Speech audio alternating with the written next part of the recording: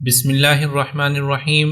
نون قطنی کو پڑھنے کا آسان فارمولہ آج کی اس ویڈیو میں ہم بیان کریں گے۔ اس سے پہلے بھی نون قطنی کے اوپر 3 سے 4 ویڈیوز ہم بنا چکے ہیں جن میں تفصیل کے ساتھ آپ کو نون قطنی کے پڑھنے کا طریقہ بتایا تھا۔ آج کی یہ ویڈیو مختصر سی ہوگی لیکن اس میں تمام قاعدوں کا، تمام رولز کا احاطہ ہوگا، اور اگر آپ نے یہ ویڈیو پوری دیکھ لی تو انشاءاللہ نون قطنی کا کنسپٹ آپ کے لیے بالکل کلیئر ہو جائے گا۔ تو چلیے ویڈیو شروع کر لیتے ہیں۔ سب سے پہلے ہم یہ جانتے ہیں کہ نون قطنی آخر ہے کیا۔ تو دیکھیں، آپ کو یہ نظر آ رہا ہوگا خیرو کے بعد یہ جو چھوٹا سا الگ سا نون لکھا گیا ہے زیر کے ساتھ، اس کو کہتے ہیں نون قطنی۔ تو نون قطنی کی پہچان سب سے آسان، سب سے سہل یہی ہے کہ آپ کو جب کہیں بھی اس طرح کا چھوٹا نون لکھا ہوا نظر آ جائے تو آپ یہ سمجھ لیجئے کہ یہ نون قطنی ہے۔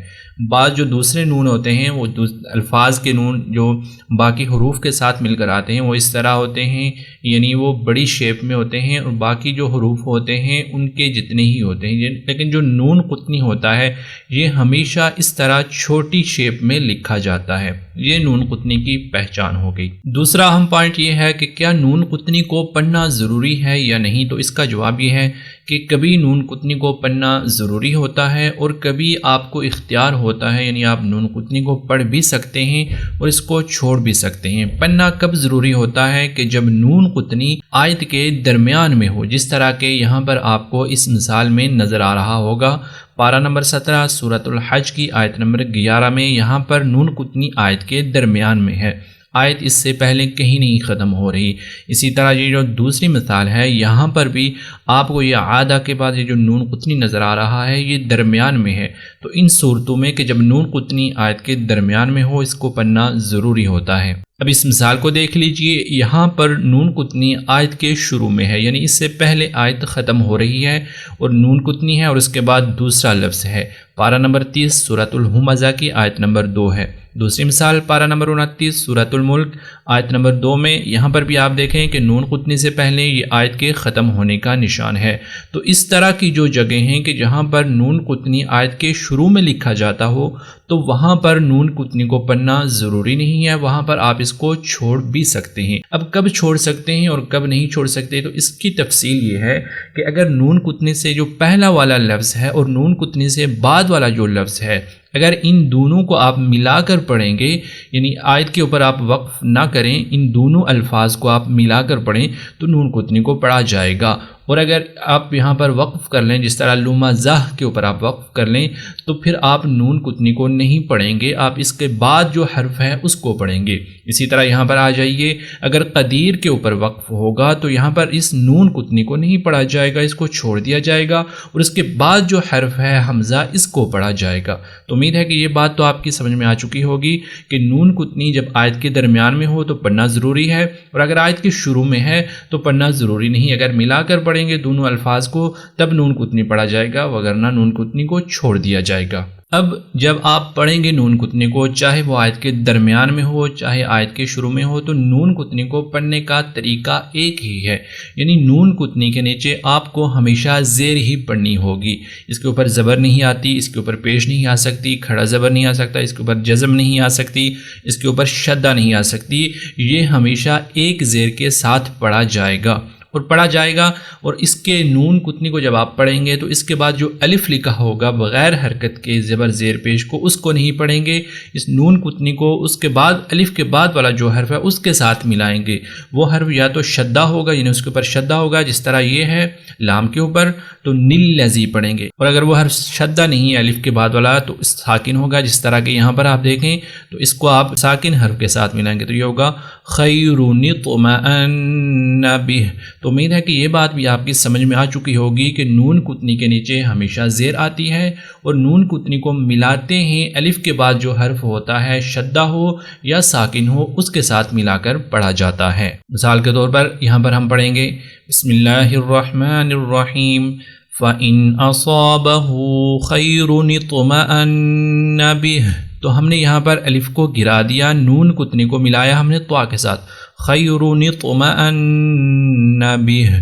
اسی طرح یہاں پر آ جائیے وَأَنَّهُ أَهْلَكَ عَادًا الْأُولَىٰ۔ اب ان دونوں مثالوں میں یہاں پر نون قطنی کو پڑھنا ضروری ہے، اس کو چھوڑ نہیں سکتے۔ یہ جو دو مثالیں ہیں یہاں پر آپ نون قطنی کو پڑھ بھی سکتے ہیں، چھوڑ بھی سکتے ہیں۔ پڑھنے کی صورت میں ہم کیسے پڑھیں گے؟ وَيْلٌ لِّكُلِّ هُمَزَةٍ لُّمَزَةٍ الَّذِي جَمَعَ مَالًا وَعَدَّدَهُ۔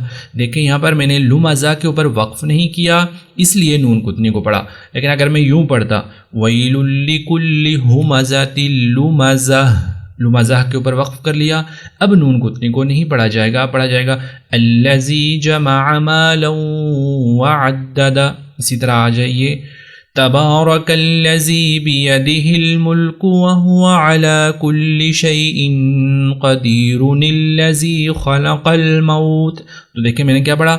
قدیر الذی، اگر میں یہاں پر پڑھتا علی کل شیء قدیر، اب نون قطنی کو نہیں پڑھا جائے گا، پھر پڑھا جائے گا الذی خلق الموت والحیات۔ اب سب سے اہم سوال جو لوگوں نے نون قطنی کی پچھلی ویڈیوز کے کمنٹس میں بہت بار پوچھا ہے کہ جب اس صورت میں کہ جب نون قطنی کو نہیں پڑھا جائے گا، یعنی جب آیت کے فوراً بعد نون قطنی ہو، ہم آیت کے اوپر وقف کریں یہاں پر، تو جب نون قطنی کو نہیں پڑھیں گے تو لازماً ہم اس الف کو پڑھیں گے کہ جس کے اوپر کوئی زبر، زیر یا پیش نہیں ہے۔ تو لوگوں کا سوال یہ تھا کہ اس الف کے اوپر زبر پڑھیں گے، زیر پڑھیں گے یا پیش پڑھیں گے، تو اس کا کیا قاعدہ ہوگا؟ تو اس کا قاعدہ یہ ہے کہ الف کے اوپر زبر بھی پڑھی جاتی ہے بعض اوقات، جس طرح کہ یہاں پر الذی پڑھا جائے گا، یہاں پر بھی الذی پڑھا جائے گا، بعض اوقات زیر پڑھی جائے گی، بعض اوقات الف کے اوپر پیش پڑھی جائے گی۔ اب زبر کب پڑھی جائے گی؟ کہ جب الف کے بعد لام ہو تو وہاں پر ہمیشہ زبر پڑھی جائے گی، جس طرح کہ یہ الذی ہے، تو اس طرح کے جو الفاظ ہوتے ہیں الذی، الذین، اللتی، ان کے اوپر ہمیشہ زبر ہی پڑھی جاتی ہے۔ زیر کب پڑھی جائے گی؟ کہ الف کے بعد لام نہ ہو، جس طرح کہ یہاں پر طا ہے، لام نہیں، اور جو اس کے بعد جو دوسرا حرف ہو وہ ساکن ہے، تو ہم نے تیسرے حرف کو دیکھنا ہے۔